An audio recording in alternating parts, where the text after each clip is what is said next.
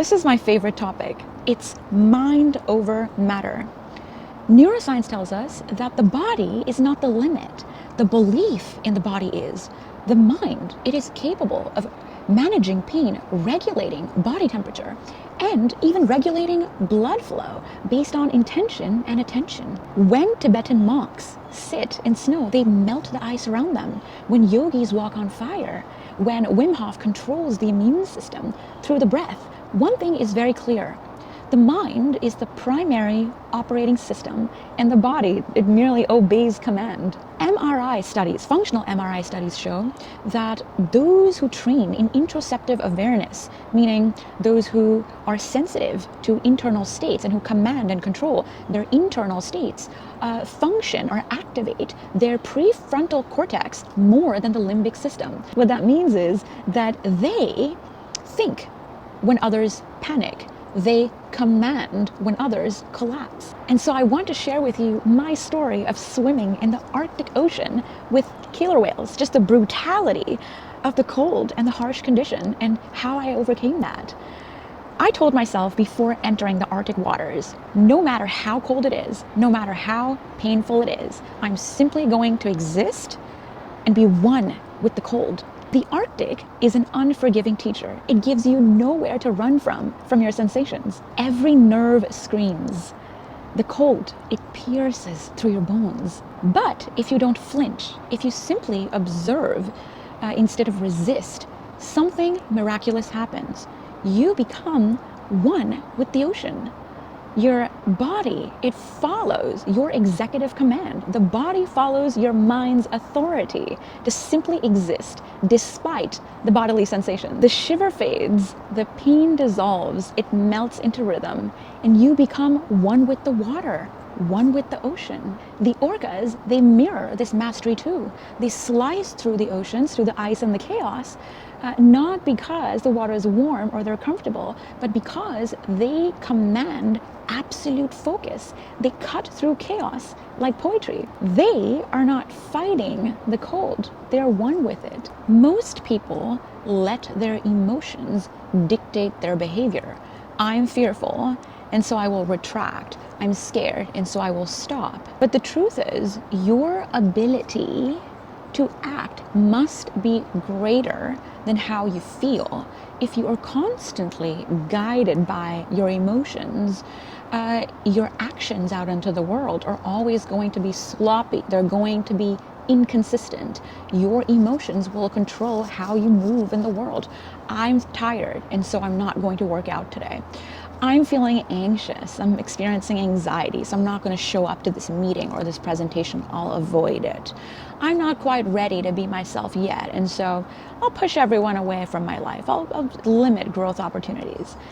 If you are constantly guided by your anger, by your fear, by the negative thoughts in your head and the emotions that follow, your life will be mediocre. You won't make exponential progress. If, however, you are able to detach from the thoughts in your mind, not eliminate them, not ignore them, not deny them, simply refuse to let them control your life, then your emotions, your thoughts can coexist. They can exist in your head. It's just that you don't use them as your guiding principle.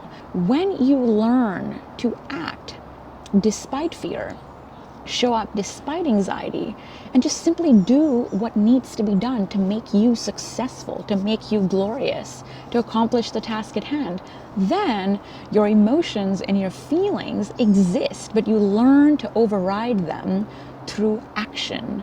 And in doing so, you really become a real-life warrior. Because think about it, if not even you can stop yourself, if not even your own emotions and your own feelings can limit you from doing what is needed, you have a level of executive control over yourself, executive command over yourself that is exceptional. And so really, you become unstoppable. But that requires you to acknowledge your feelings, your emotions, and simply tell yourself, yes, I don't like how I feel right now, but I'm going to do what's needed anyway. Not because it feels good, not because it's easy, but because it's required. And believe it or not, as hard as this sounds, it is the prerequisite to success. If you want to achieve your goals, if you want to be successful, this is something you're going to have to do on a daily basis. I don't feel like it. It's raining. The circumstances are not nice. Blah, blah, blah, blah, blah, blah, blah. Well, guess what? I'm going to do it anyway. And if it fails, I'll just do it again. You teach the brain, I am the command center. I am the authority. And the body simply follows. And that's the secret of mind over matter. Ask yourself, are you obeying your sensations or are they obeying you? I'm Pooja Adik, and I am the founder of the Recode Project. The Recode Project, or the Neurologic Recode, is my intellectual property. It's a unique framework that I have developed. It solves for identity, reinvention, trauma, transformation, and logical self-command, the highest form of mastery. I've specifically designed this framework to integrate with the human psyche and evolve through the body like living DNA. It is not a self-help concept. It is a sentient, cosmic system of resurrection that is designed to turn your life into a masterpiece of conscious design. It's rooted in ocean science, neurophysics, metaphysics, quantum physics, consciousness studies, ancient wisdom traditions of the Bhagavad Gita in Sanskrit in their original form, and ego logic, which is my proprietary module in which your perceived flaws, your failures, your handicaps, they are not erased, they are exalted, they are used as the medium for your metamorphosis. Your perceived failures are used as leverage, even as clout.